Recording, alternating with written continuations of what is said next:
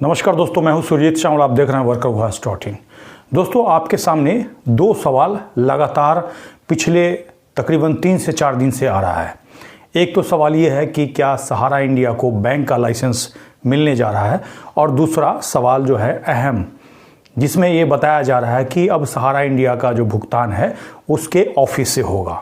इन दो सवालों का सही जवाब आपको जानना काफ़ी ज़रूरी है, और साथ ही आप में से जो लोग भी ये कहते हैं कि उनको पैसा सहारा इंडिया बैंक के अंदर या फिर उसके ऑफिस के अंदर से मिलना चाहिए, उनसे मेरा ये अनुरोध है कि इस पूरा वीडियो को देखिएगा, क्योंकि ऐसा अगर आपको बताया जा रहा है तो उसके पीछे क्या रीज़न है और ये बात निकल करके कहाँ से आई, इन सारी बातों की जानकारी आज हम आपके लिए लेकर के आए हैं, ताकि आने वाले समय में आप गुमराह हो करके और कहीं ना कहीं फिर से फर्जीवाड़े या धोखे का शिकार न हो जाए। दोस्तों, हमारी हमेशा से कोशिश रही है कि हर एक आदमी जागरूक हो, क्योंकि देश का हर एक आदमी जागरूक होगा तो ये ठगी करने वाले कहीं ना कहीं उनको मुंह की खानी पड़ेगी और आपको अपने जाल में नहीं फंसा पाएंगे। ऐसा ही जाल सहारा इंडिया के तरफ से बुना गया, और उसमें जो जाल बुनने में लोग थे, 1-2 लोग नहीं थे, बल्कि उसके लाखों कार्यकर्ता जो कि सहारा के नाम पे आपसे पैसा लेते रहे। हालांकि आरबीआई ने 2015 में ही उसका नॉन बैंकिंग का लाइसेंस रद्द कर दिया, और ऐसी स्थिति में अब एक बार दोबारा से आपके सामने सवाल आ रहा है और ये बताया जा रहा है कि सहारा इंडिया को फिर से बैंकिंग का लाइसेंस मिलने जा रहा है। तो सबसे पहले मैं इस सवाल का जवाब दूंगा, तो जिसमें सबसे पहले आपको ये जानना काफ़ी ज़रूरी है कि ये बात उठी कहाँ से। तो आपको बता दें कि पिछले साल जब हमने फरवरी 2022 में सहारा इंडिया फर्जीवाड़े का भंडाफोड़ किया, और इसको फर्जीवाड़ा क्यों, क्योंकि सहारा इंडिया जो नॉन बैंकिंग है वो बंद हो चुका था 2015 में ही, और उसके बाद उसी सहारा इंडिया के नाम पर आपसे पैसा लिया जा रहा था। और जैसे ही भंडाफोड़ किया वैसे ही लोग अपने एजेंट के दरवाजे पे पहुंच गए, अपने सहारा इंडिया का जो ऑफिस चल रहा है वहां पहुंच गए और उनसे मांग करने लगे। क्या? उनसे जाकर के पूछने लगे कि सहारा इंडिया में जब हमने पैसा जमा किया तो हमें हमारा इंडिया का कागज़ क्यों पकड़ा दिया गया, क्योंकि उन्होंने तो नॉन बैंकिंग में पैसा जमा किया था और उनका पहले क्यूसॉप से सोसाइटी के अंदर कन्वर्ट करके और पेपर पकड़ा दिया गया था। और जिसके साथ ही देश के तमाम जमाकर्ता एजेंट को ये कहने लगे कि हम तो पैसा तुमसे ही लेंगे। और ऐसा क्यों कहा? क्योंकि जब एजेंट पैसा जमा लेने आता है आपके पास तो आपको ये कहता है कि उसको मत देखिए, हमको देखिए, हम तो आपके घर के पास के हैं, हम आपको ज़मीन बेच करके भी पैसा देंगे। और ऐसा विश्वास में लेकर के ही आपका पैसा जमा करवाया। और ऐसी स्थिति में जब आपको ये पता चला कि भाई सहारा इंडिया बंद हो चुका है और उसके बाद भी पैसा आपसे लिया जाता रहा, तो ऐसी स्थिति में जब आप दबाव बनाने लगे तो सारे के सारे एजेंट घर छोड़ करके भाग गए। कोई अपने पड़ोस में जाके रहने लगे, कोई अपने रिश्तेदार के यहाँ रहने लगे, और आपका फ़ोन उठाना बंद कर दिया। अब ये कहानी मैं आपको इसीलिए बता रहा हूँ क्योंकि आपको ये पता चल पाए कि आखिर फिर से आपके लिए एक जाल बुना जा रहा है, उससे आप निकले कैसे और उससे बचे कैसे। तो जैसे ही सारे लोग फरार हो गए, भागने लगे, तो उन्होंने इसका काट निकाला। उसमें से जो थोड़ा सा जानकार लोग थे वो लोग YouTube पे आ गए, और YouTube पे आकर के जो सही जानकारी है उसके उलट आपको जानकारी देना शुरू कर दिए।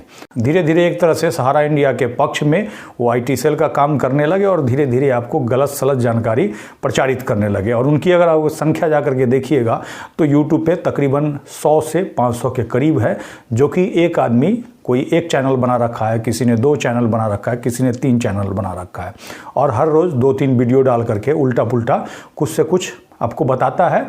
और उसका पूरा एक ग्रुप है।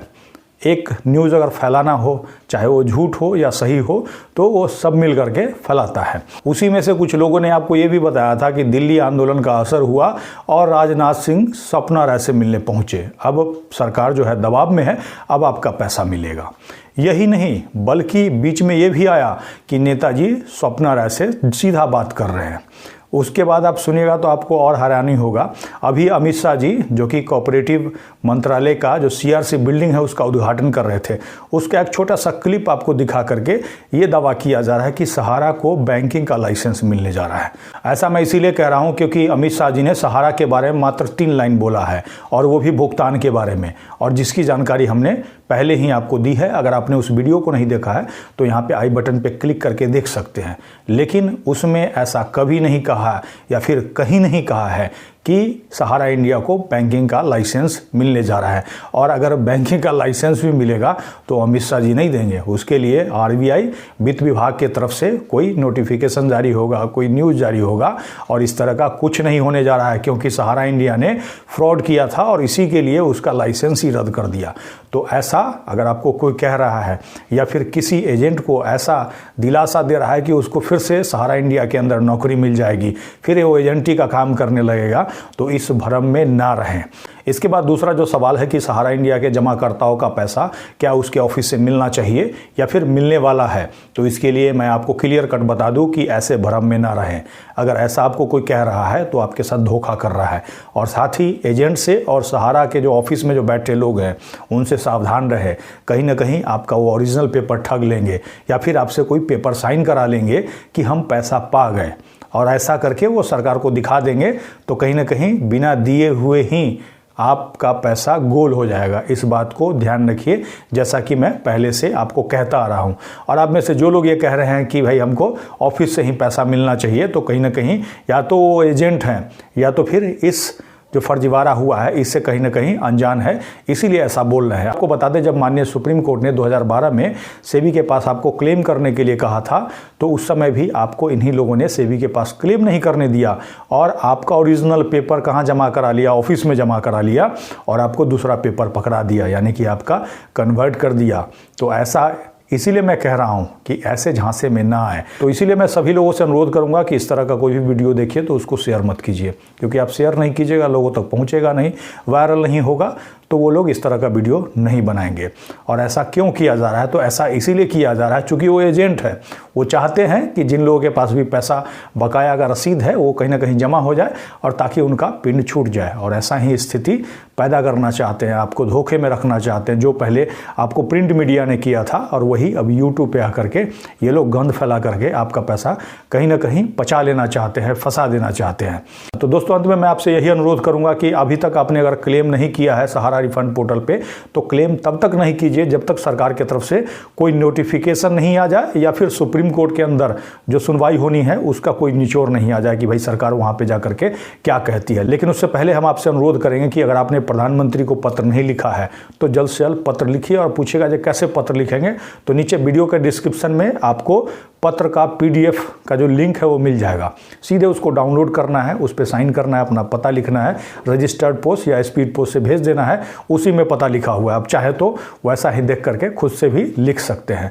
दोस्तों, ये जानकारी आपको कैसी लगी नीचे कमेंट्स करके जरूर बताएंगे। अगर आप हमें फेसबुक पे देख रहे हैं तो पेज को लाइक करेंगे, यूट्यूब पे देख रहे हैं तो चैनल को सब्सक्राइब करेंगे, वीडियो को अधिक से अधिक शेयर करेंगे ताकि सभी साथियों तक सही जानकारी पहुंच पाए। इसके साथ ही विदा लेता हूं, जल्द ही एक नई जानकारी के साथ मिलते हैं। धन्यवाद।